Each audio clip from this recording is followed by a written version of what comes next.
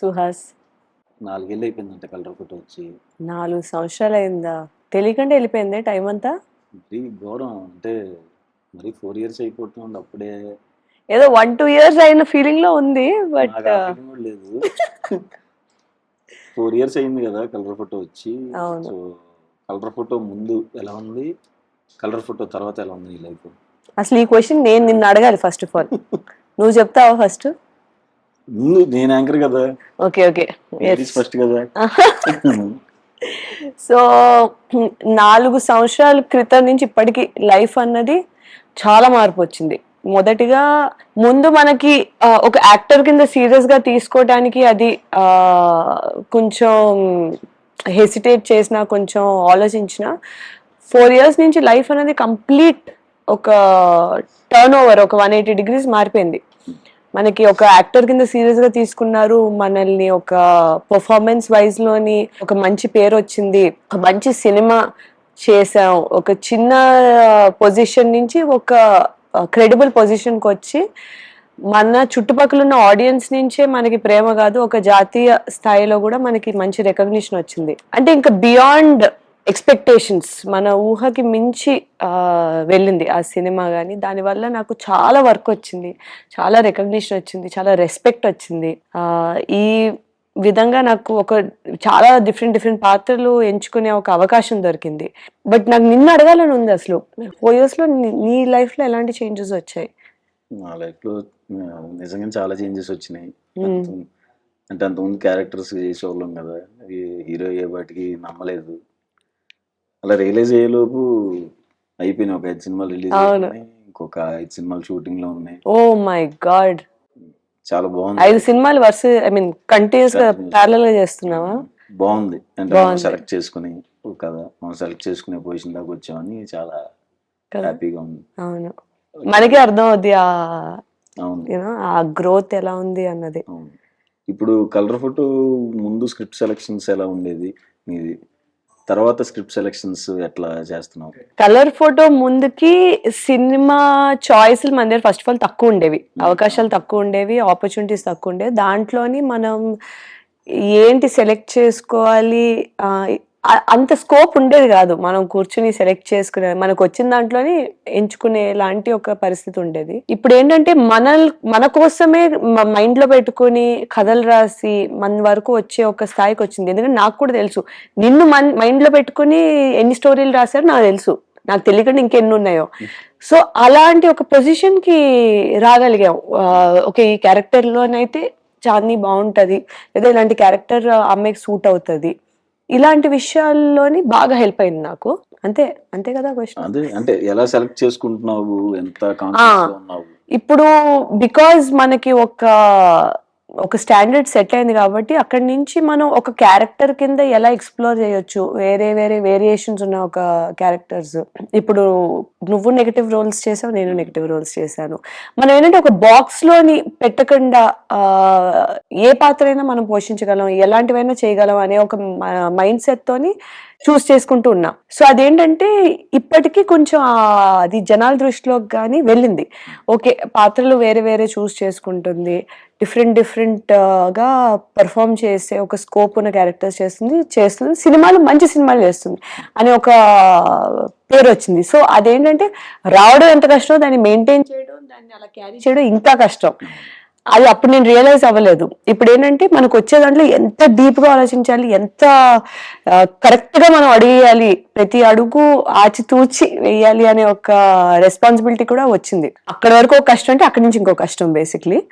But at least అక్కడి నుంచి వచ్చే కష్టం కొంచెం ప్రూవ్ అని కాకుండా ఇంకొంచెం ఓకే కన్సిస్టెన్సీ కోసం చేస్తున్న ఒక ప్రయత్నం ఇప్పుడు నాది. కలర్ ఫోటో తీసేద్దాం, కలర్ ఫోటో కాకుండా తర్వాత నీ ఫేవరెట్ ఫిల్మ్ ఏది? నీది? నాదా? కలర్ ఫోటో తర్వాత ఇప్పుడు దాకా దీంతో ఇంక్లూడ్ అయ్యా? ఏం నువ్వు నాగే బౌన్సర్లు వేస్తున్నావు? రిలీజ్ అయిన సినిమాల్లోని ఇప్పటి వరకు ఉన్న దాంట్లో నాకు బాగా నచ్చిన సినిమా అయితే గామి. దానికి నీకు కూడానా మంచి రెస్పాన్స్ వచ్చింది ఆడియన్స్ నుంచి, ఫిల్మ్ మేకర్స్ నుంచి, సినీ ఫైల్స్ నుంచి. అది పక్కన పెడితే ఇప్పుడు నెక్స్ట్ రాబోయే సినిమాలోని ఇప్పుడు ఏవం జూన్ 14th రిలీజ్ అవుతుంది. దీంతో పాటు మ్యూజిక్ షాప్ మూర్తి కూడా రిలీజ్ అవుతుంది. ఏవం అనేది ఏంటంటే ఒక మంచి పవర్ఫుల్ క్యారెక్టర్ కదా, పవర్ఫుల్ గా కనిపించే క్యారెక్టర్. పవర్ఫుల్ లా కాదు, సినిమా చూస్తే మనకు తెలుస్తుంది కొంచెం వల్నరబిలిటీ అది షేడ్స్ ఉన్న రోల్ అన్నమాట. సో ఒక పోలీస్ క్యారెక్టర్ నీకు నేను తెలుసు కాబట్టి పర్సనలీ నీకు యాక్చువల్గా ఇదే సెట్ అవుద్ది.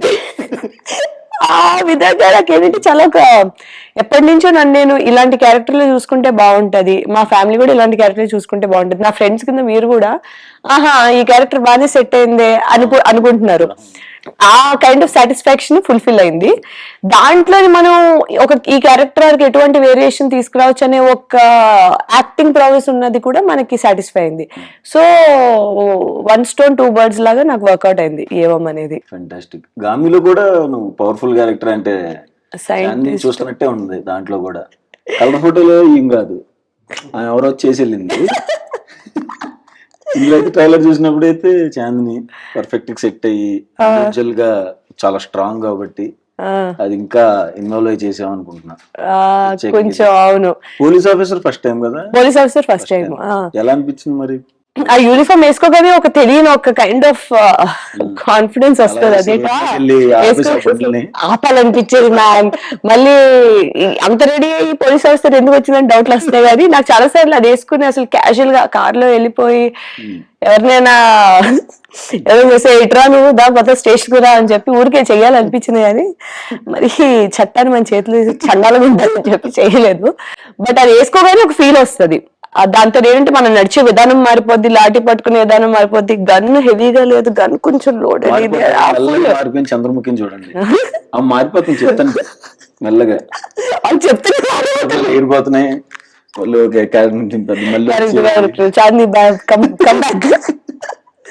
ఇంకోటి ఏంటంటే కలర్ ఫోటో తర్వాత ఎక్కువ నాకు వచ్చిన పాత్రలు ఎలాంటివి అంటే ఎక్కువ విలేజ్ గర్ల్, బాగా ట్రెడిషనల్, బాగా సాఫ్ట్ అలాంటి రోల్స్ ఎక్కువ వచ్చేవి.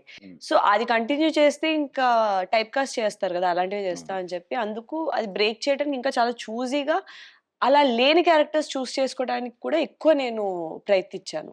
అది ఇంకొక మేజర్ పాయింట్ ప్లే చేసింది నా చాయిసెస్ లో. నైస్. లేకపోతే నిజంగానే అవును ఇంకా వరుసగా లంగావోని నేటితో రద్దయిపోని. అండ్ ఈ సినిమాలో ట్రైలర్ చూసిన తర్వాత అనిపించింది, అండ్ ఇంకో చెప్పారు మిగతా వాళ్ళు, శారీ వేసుకున్నావు బానే ఉంది, శారీలో బాగుంటావు కాబట్టి, బట్ శారీలో స్టంట్స్ చేసావంట కదా. అవును మ్యామ్, బాగోదేమో కదా నీకు పర్సనల్ గా? నాకు నిజంగా నాకు ఒక షార్ట్ గుర్తుంది. ఇలా చీరతోని వెళ్ళి తన్నాలన్నమాట నేను అతన్ని. ఓకే నేను ఫ్లోలో ఈ కాలు ఎత్తేసా. ప్రాబ్లం ఏంటంటే చీరకి ఇంతే విత్తుంటది కదా, ఈ కాలు కూడా వచ్చింది దాంతో పాటు. ల్యాండ్ అనేది డైరెక్ట్. అలా చాలా సార్లు లైట్ గా ఆక్యుపేషనల్ హ్యాజర్డ్ ఇంజరీస్ అయ్యాయి. కానీ స్టంట్స్ విధంగా ఆ డైరెక్టర్ ఏంటంటే ఒక ఫెమినిన్ పవర్ చూపించడానికి చీరలో పెట్టారు ఫైట్. అది పర్ఫార్మ్ చేయడం యాక్చువల్లీ ఎంత కష్టం అనేది ఆ సీరియస్నెస్ నాకు అర్థం కాలేదు సెట్కి వెళ్ళినంత వరకు. చాలా సార్లు రెస్ట్రిక్షన్స్, మూమెంట్ రెస్ట్రిక్షన్స్ విపరీతంగా ఉండేవి చీర వల్ల. బట్ మరి దాంట్లోనే చెయ్యాలి. సో అది బాగా ఛాలెంజింగ్ అనిపించింది నాకు ఆ పార్ట్. ఎన్ని డేస్ పట్టింది అంటే శారీ మీద? 3 days. 3 days చేసాం. అది ఎంజాయ్ చేసావా బాగా స్టంట్స్? నేనా స్టార్టింగ్ లోనే ఎంజాయ్ చేశాను, తర్వాత తొందరగా ఇంటికి వెళ్ళిన తర్వాత పెయిన్స్ తెలిసి అంటే ఇంకా ఏం చేస్తే ఏంటంటే అన్ఎక్స్పెక్టెడ్ రెస్ట్రిక్షన్స్ అని. నేను మనం ఎక్కువ చీరలోని చిన్న ఇక్కడి నుంచి అక్కడ ఫంక్షన్ నడవడాలే కానీ చీరల్లోని మనం ఇది చెయ్యం కదా. ఇక్కడేమో ఆ చీరలోనే మొత్తం చేయించారు. సో చాలా ఫిజికల్ రెస్ట్రిక్షన్స్, ఏమో పడిపోతానేమో అని మెంటల్ రెస్ట్రిక్షన్స్ తోని కొంచెం ఇబ్బందిగానే అనిపించింది. రేపు పొద్దున్న చూసేటప్పుడు అది కొంచెం ఏదైతే ఇంటెన్షన్ ఉందో అది వెళ్తే అది సరిపోద్ది. అంటే అట్లీస్ట్ ఒక ఫుల్ఫిల్లింగ్ అనిపిస్తుంది. యాక్షన్ పార్ట్ ఎంత ఉంది ఈ సినిమాలో? యాక్షన్ పార్ట్ బానే ఉంటది, అంటే ఎక్కువ ఉండదు. బేసిక్లీ మనం అనుకుంటాం కదా ఒక పోలీస్ క్యారెక్టర్ అనేటప్పటికి బాగా యాక్షన్ సీక్వెన్సెస్ ఇవి. ఈయన ఏంటంటే స్టోరీ దాని చుట్టూరుతోనే తిరగకుండా కొన్ని ఎలిమెంట్ పాయింట్లు పెట్టారు మూవీలోని. ఆ పాయింట్స్ చుట్టూరుతో కూడా తిరుగుతూ ఉంటది. అదే టైంలో ఈ అమ్మాయి క్యారెక్టర్ సౌమ్య అనే క్యారెక్టర్ కొంచెం సౌమ్యంగా ఉండాలి, సౌమ్యంగా ఉంటూ ఒక పోలీస్ క్యారెక్టరు చెయ్యాలి అనే ఒక మైండ్ సెట్ తో రాసిన ఒక పాత్ర ఇది. దీంట్లోని తిను ఎంత పోలీస్ రోల్ స్ట్రాంగ్ అనుకున్నా సరే ఒక వల్నరబుల్ క్యారెక్టరే. ఒక నెమ్మదస్తురాలు, ఒక వికారాబాద్ అనే ఒక చిన్న చోటులోని పుట్టి పెరిగి పోలీస్ అవ్వాలనే దాంతో వచ్చి ఒక సొసైటీ కాదు, ఇలా కాదు అంటే వాళ్ళకి అగెయిన్స్ట్‌గా నన్ను నేను కాపాడుకోగలను, నేను అవును ఆడపిల్లని అయితే ఏంటి అని ఒక క్వెషన్ చేస్తూ తను ముందుకెళ్తూ ఉంటది. కానీ ఆ వల్నరబిలిటీ ఫ్యాక్టర్, ఆ స్వీట్‌నెస్, ఆ క్యూట్‌నెస్ బిగ్గర్ దెన్ రియాలిటీ కాకుండా, అగెయిన్స్ట్ ద విండ్ కాకుండా ఒక నీట్‌గా girl next door character police అయితే ఎలా ఉంటదనే ఒక రియాలిటీలోనే ఉంచారు. ఓవర్ ద టాప్ స్టంట్స్ లేకుండా రియాలిటీగా ఉండేది. వెళ్ళిపోయి అలా ఉండదు. వికారాబాద్లో పట్టణం అయ్యేం ఆహా! లేదు అలా ఉండదు. బట్ ఎప్పుడు అవసరమో అప్పుడు తను స్టాండ్స్ తీసుకొని నించునే ఒక పాయింట్ కూడా వస్తది. అదేంటంటే క్యారెక్టర్ ఆర్క్ ప్రకారంగానే ఉంటది. మధ్యలో సడెన్‌గా తనకొచ్చేదు. ఓకే. మీకు స్లోగా బిల్డప్ అయిన తర్వాతే చూపిస్తారు. ఆ అమ్మాయి ఈ పొజిషన్‌కి ఎలా వచ్చింది అన్నది. మీకు స్టార్టింగ్‌లో చూపించకుండా. సో, నాకు అది కూడా కొంచెం రియాలిటీకి దగ్గరగా అనిపించి నచ్చింది నాకు ఆ character arc. Nice. And Navdeep అన్న ప్రొడ్యూసర్. హ్మ్. ఎలా అనిపించింది కొలాబరేషన్? సో, నీకు తెలుసు నవదీప్ మనకి ఫ్రెండే గాబట్టి, ఈ సినిమా గురించి ఫస్ట్ ప్రకాష్ గారు చెప్పినప్పుడు గూడా, ఫస్ట్ తనకి మైండ్‌లో నేనే వచ్చాను. ఎందుకంటే బయట మనకు తెలుసు కదా! సో, తను అనుకున్నాడు చాందిని అయితే బావుంటదని. ఆయన అప్పుడు కలర్ ఫోటో అది చూసారు. తను అనుకున్న క్యారెక్టర్‌కి, ఈ క్యారెక్టర్‌కి కొంచెం డిఫరెన్స్ ఉంది. మరి దీన్ని పుల్ ఆఫ్ చేయగలదా లేదా అనే డౌట్ కూడా ఎళ్ళింది ఆయనకి. ఓకే. ఎళ్ళినప్పుడు ఆయన అప్పుడు మన ఇంటర్వ్యూలు జూసారు. ఆ! అయ్యో! కలర్ ఫోటో అది నిజం కాదండి. ఇది నిజం అనుకున్నాను. అనుకుని ఇలా ఇదే కదా మనం చూస్తుంది క్యారెక్టర్ అనుకుని ఇంకా ఆయన ఇంటర్వ్యూస్ చూసి కన్విన్స్ అయ్యి నన్ను కాస్ట్ చేశారు. ఓకే. ఇంకా ఇట్ వాస్ ఈజీ. ఈ క్యారెక్టర్‌లోకి మనం వెళ్ళడం కొంచెం ఈజీగానే అయిందనమాట. అంటే ఇప్పుడు నువ్వు ఫ్యామిలీ డ్రామాలోని కష్టపడి చేసినట్టు కాకుండా నాకు కొంచెం ఈజీగా ఎళ్ళిపోయాను నేను దీంట్లో మన క్యారెక్టర్ కాబట్టి. అంటే జనరల్‌గా కలర్ ఫోటో అంటే సినిమా చూసి ఛాన్సులు రావాలి. జనరల్‌గా సెలెక్ట్ చేస్తారు. ఈ సినిమా ఇందులో చేశాను. ఇంటర్వ్యూలు చూసి సెలెక్ట్ చేయటం నాకు తెలిసి ఈమెననుకుంటా. ఇదే ఫస్ట్ టైమ్ అనుకుంటా. ఇంటర్వ్యూలు చూసి ఇంటర్వ్యూలు కూడా ఇంత ఇంపార్టెంట్ ఉంటాయని చెప్పి నాకు అప్పుడే తెలిసింది. అంటే ఈ సినిమా ఏదన్నా రియల్ ఇన్సిడెంట్‌కి ఏమన్నా సంబంధం ఉందా? డైరెక్టర్‌కి సంబంధించింది లేకపోతే ఫిక్షనా? డైరెక్టర్‌కి సంబంధించి రియల్ ఇన్సిడెంట్ ఏం లేదు గానీ, కొన్ని పాయింట్స్ ఏవైతే ఉన్నాయో అవి డెఫినెట్‌లీ మన చుట్టుపక్కల మనం విన్న ఒక పాయింట్స్‌ని ఒక ఎక్స్‌ట్రీమ్ సెన్స్‌లో ఎలా కనిపించొచ్చు. ఓకే. ఈ ట్రైలర్ చూసుంటే దాంట్లోని నాదో డైలాగ్ ఉంటది. "పొట్టి బట్టలేసుకుంటే చంపేసినా తప్పులేదా" అని. అవును. ఇప్పుడు ఇది డైరెక్ట్ ఏదో ఒక దాని నుంచి తీయక్కర్లేదు. బట్ ఇలాంటి సన్నివేశాలు మనం చూస్తున్నాం గదా! ఎక్కడో ఎవరో అమ్మాయి ఒక షార్ట్ డ్రెస్ ఏసుకొని ఎక్కడో వెళ్తే తన్ని చంపేస్తే విక్టిమ్ బ్లేమింగ్ లాంటివి జరుగుతుంటాయి. ఆ అమ్మాయి మరి ఆ టైంలో ఆ బట్టలేసుకొని ఎందుకెళ్ళిందని. సో, ఇలాంటి కొన్ని పాయింట్స్ మేము అంటే దాన్ని ప్రత్యేకంగా చూపించకుండా స్టోరీలోని జస్ట్ ఫ్లోలోని క్యాజుయల్‌గా చూపించినట్టు చూపిస్తాం మేము. ఓకే. సో దట్ దాని మీద ఎక్కువ హైలైట్ ఉండదు గానీ, ఆ పాయింట్ రిజిస్టర్ అయ్యేలాగా. సో, ఇలాంటి కొన్ని పాయింట్స్ మనం చుట్టుపక్కల జరిగిన వాటి నుంచి పెట్టాము. But overall it's a fiction story. Okay. హ్మ్. అంటే ఇది ట్రైలర్‌లో చూసినప్పుడు ఎవరో సైకో కిల్లర్ ఉన్నాడు. హ్మ్. వింత వింతగా చూస్తున్నాడు. కొంచెం తేడాగా ఉన్నాడు అతను. ఏముంటది ఆయన సైకోకి సంబంధించిన ఆయనతో అంటే ఎంతవరకు ఉంటది ఆ క్యారెక్టరు? సో, 'వశిష్ఠ సింహ' తను చేశాడు. హ్మ్. ఆయన మనకి ఈ 'కేజీఎఫ్‌లో' చేశారు. అవును. ఆయన 'నారప్ప' వీటన్నీ చేశారు. చాలా మంచి యాక్టర్. అతని వాయిస్ బాగా గంభీరంగా ఉంటది. పాడుతూ ఆల్ ఆఫ్ దిస్. ఈ రోల్ ఏంటంటే ఆయనది ఏ నేను సరిపోనా అనే ఒక క్యారెక్టర్. బేసిక్‌లీ మనకిప్పుడు యంగ్ యూత్ అబ్బాయిలు ఉంటారు గదా! అబ్బాయిలు గాని, అమ్మాయిలు గాని మనకి ఎలా ఉంటదంటే, ఇలా అనుకుంటున్నా, అలా అనుకుంటున్నా అంటే మనసులో అనిపిస్తది. నేను సరిపోనా? అక్కడే ఎళ్ళాలా? మనం సరిపోమా? అనిపిస్తది గదా!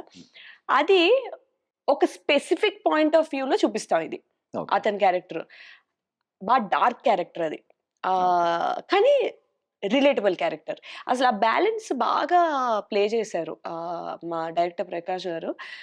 క్యారెక్టర్స్‌కి ఏది బ్లాక్ అండ్ వైట్ కింద చూపించలేదు. అన్నీ ఒక గ్రేష్ క్యారెక్టర్స్ కిందే చూపించారు. ఇంకోటేంటంటే ఏవైతే పాత్రలున్నాయో ప్రతి ఒక్కళ్ళకి ఒక ట్యాగ్‌లైన్ ఉంటది. ఇప్పుడు అశ్వుదేమో 'నా బాడీ సూపర్ డీలక్స్'. హ్మ్. భరత్‌దేమో 'there are no coincidences in a crime only mistakes'. So, ఇలా ఇప్పుడు ఇవన్నీ ఏంటంటే ఔట్ ఎక్కడి నుంచో వచ్చిన క్యారెక్టర్స్ కాదు, మన చుట్టుపక్కల ఉన్న క్యారెక్టర్స్ ని పెట్టి తీసినట్టు ఉంటుంది. సో సినిమాకి ఎవరైనా రేపు పొద్దున వెళ్ళి చూసినప్పుడు ఏదో ఒక క్యారెక్టర్ తో కనెక్ట్ అవుతారు. అది సౌమ్య క్యారెక్టర్ అయి ఉండొచ్చు, యుగంధర్ క్యారెక్టర్ నాకు వశిష్ఠ అన్నా కదా, అతని క్యారెక్టర్ అయి ఉండొచ్చు, భరత్ క్యారెక్టర్ అయి ఉండొచ్చు, అశు క్యారెక్టర్ అయి ఉండొచ్చు, లేదా గోపరాజముల గారు ఉన్నారు ఇందులోని. డిఫరెంట్ క్యారెక్టర్స్ ఉంటాయి కాబట్టి ఒక్క డ్రైవింగ్ ఫోర్స్ కాదు మనకి, ఒకళ్ళే రిలేట్ అయ్యేలా. సో వెళ్ళే వాళ్ళ బట్టి వాళ్ళు ఎటువంటి పరిశ్రమాల్లో పెరిగారు, వాళ్ళ మైండ్ సెట్ ఎలా ఉంది బట్టి ఒకరికి ఒక క్యారెక్టర్ కనెక్ట్ అవుద్ది. అండ్ ఏవం అనే దాని టైటిల్ మీనింగ్ కూడా ఇది ఇలా జరిగింది, ఇది మంచి జరిగింది, చెడు జరిగింది, కరెక్ట్ జరిగింది అవే ఉండదు. జరిగింది ఇలా చూపిస్తాం, అన్ని గ్రేష్ గా చూపిస్తున్నాం. దాని టేక్అవే ఏంటి అన్నది ఆడియన్స్ మీద డిపెండ్ అయి ఉంటుంది, ఏ క్యారెక్టర్ కనెక్ట్ అయ్యి వెళ్ళారు అని. ఈ పాయింట్స్ కూడా నాకు బాగా నచ్చింది ఈ మూవీలో. గోపరాజరమణ సార్ కూడా చాలా నీట్ గా ఒక పోలీస్ బాబాయ్ కరెక్ట్ చాలా గా బాగా సెట్ అయ్యారు అసలు set ఆయనతోని. ఆయనతో నేను ఆల్రెడీ ముందు ఒక సినిమా కూడా చేశాను. ఓకే సో దాంట్లోని అతనికి నాకు ఎక్కువ ఇంటరాక్షన్ ఉండేది కదా, దీంట్లో బాగా ఇంటరాక్షన్ ఉంటది అనమాట. ఓకే ఆయన క్యారెక్టర్ చాలా క్యూట్ గా ఉంటది ఈ మూవీలో. ఓకే ఒక పక్క నుంచి ఒక డ్రైవింగ్ ఫ్యాక్టర్ కింద ఉన్న కథకి చాలా క్యూట్ గా మంచి కామెడీ యాంగిల్ చూపిస్తారు ఆయనది. బెస్ట్ పార్ట్ ఏం లేదంటే నాలోన లైట్ కామెడీ యాంగిల్ చూపిస్తారు, ఆయనలోన కామెడీ యాంగిల్ చూపిస్తారు. ఇలా ఎక్స్ప్లోర్ చేయలేని చిన్న చిన్నవి చూపిస్తూ ఉంటారు, అది కూడా బాగా వచ్చింది. ఓకే ఇందులో సీరియల్ కిల్లర్ ఉన్నాడు. ఉమ్. తనతో తన హ్యాండిల్ చేయటం ఎంత కష్టం అనిపించింది? ఒక సీరియల్ కిల్లర్ ని హ్యాండిల్ చేయడం ఎంత కష్టమో నువ్వు నన్ను అడుగుతున్నావా కుమార్? From hit 2. హిట్ 2 అంటే సైకోలు పలు రకాలు. అందులో నేను ఒక రకమైన సైకో, ఇందులో చూస్తుంటే అతను ఒక రకమైన సైకో, ఫ్యామిలీ డ్రామాలో కైండ్ ఆఫ్ సైకో. సో ఒక్కొక్కరు ఒక సైకో లాగా ఉంటారు కదా. ఈ సైకో కిల్లర్ ని ఎలా హ్యాండిల్ చేసావని? ఈ సైకో కిల్లర్ ని నీకంటే నేనే పెద్ద సైకోన్ రా అని చెప్పి రివర్స్ కొట్టి అది వాళ్ళకి ఇంకా తెలియదు కదా, లాస్ట్ లో మనం చూపిస్తాం ఎవట్రా సైకో నీకంటే మనం ఉన్నామని. మన లైట్ గా రియల్ లైఫ్ చూపించేటప్పటికి వాడే బయటకు వచ్చాడు. ఇప్పుడు ఆ స్టంట్స్ అన్ని తనతోనే ఉంటాయా? ఆ సినిమా చూడాలా? మరి ప్రీమియర్ కి ఏమైనా పిలుస్తారా లేకపోతే డైరెక్ట్ థియేటర్ లోనేనా? నేను అసలు యాక్చువల్లీ నేను ప్రీమియర్ కి ఇన్వైట్ చేద్దాం వస్తే ఇలా ఏమో ఇంటర్వ్యూ పెట్టారు. ఓహో మాకైతే ప్రీమియర్ టికెట్ ఉంటుందా? ఏం మాట్లాడుతున్నావు అసలు, నా పక్కనే ఎంట్రీకి నువ్వు మధ్యలో ఎక్కడికి వెళ్ళకూడదు కదా, నేను పట్టుకొని కూర్చుంటాను సినిమా మొత్తం చూపించడానికి.